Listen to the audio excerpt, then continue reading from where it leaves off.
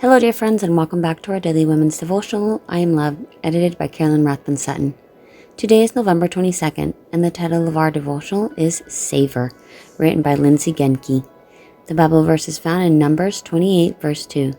Command the children of Israel, and say unto them, My offering and my bread for my sacrifices made by fire, for a sweet savor unto me, shall ye observe to offer unto me in their due season. Lindsay writes, do you savor your devotions? When I was newly born again, I savored my devotions. I'd sit at my kitchen table and savor scriptures as I savored my breakfast. I would continue to meditate on the scriptures as I drove to work. I'd ponder them in the quiet of my classroom before teaching my first class. For years, I drank of God's word deeply.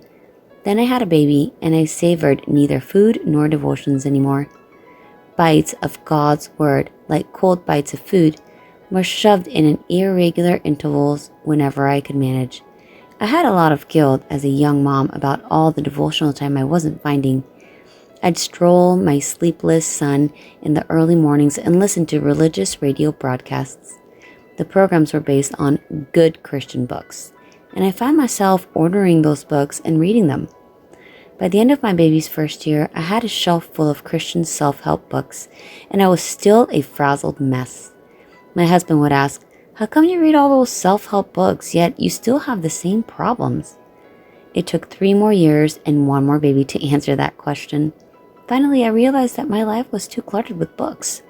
I was reading quickly, artificially, and not savoring, not really digesting my reading. Plenty of good ideas passed through my mind, but not many stuck long enough to make a difference.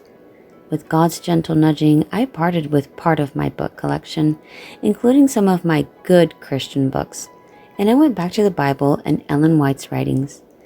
I practiced reading only a few verses, a chapter or a page, savoring it and coming back to those passages for a few days. I got more out of doing this than out of rushing through whole books. It still saddens me a little that I literally don't have the time to read lots of books right now, that my spiritual odometer is getting rebooted. At this busy life stage, I know that what I need most is a little of the best, not as much of the good as I can cram in. If you too are feeling frazzled when it comes to your devotional life, especially if you're a young mom, I challenge you to read less and savor more. Simplify your devotional diet, savor it, and see where your spiritual health goes.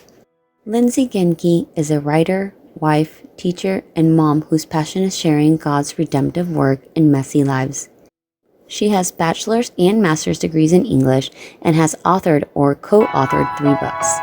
Connect with her on her website at lindsaygenke.com. I'm sure many listeners can relate that our day is full of distractions, and not necessarily bad distractions, things like our home, our kids, our spouses, our job, things that are really needed in our life. And just like the devotional said, sometimes our own spiritual life is kind of scattered and all over the place, and sometimes it's really hard for us to regroup. So I definitely agree with today's devotional, and I will definitely be applying it into my life. Instead of trying to read full chapters, full pages, the Bible cover to cover, let's take some time to savor just 1, 2, maybe 3 scriptures at a time, meditate on them, and apply them to our lives. And I'm sure that we will be definitely enriched. I hope you're blessed, you enjoyed today's devotional, and I will see you again tomorrow.